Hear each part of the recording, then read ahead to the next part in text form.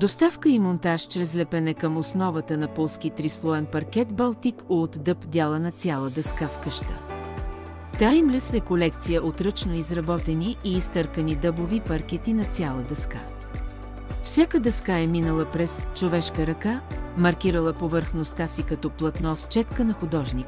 Паркетите предлагат възхитителни релефи и ефекти, като рендосване и изчеткване, назъбване, следи от червеи и дупки, ръчно дялани, фаски и са омаслени с немско масло осмо, подходящи са за подово отопление.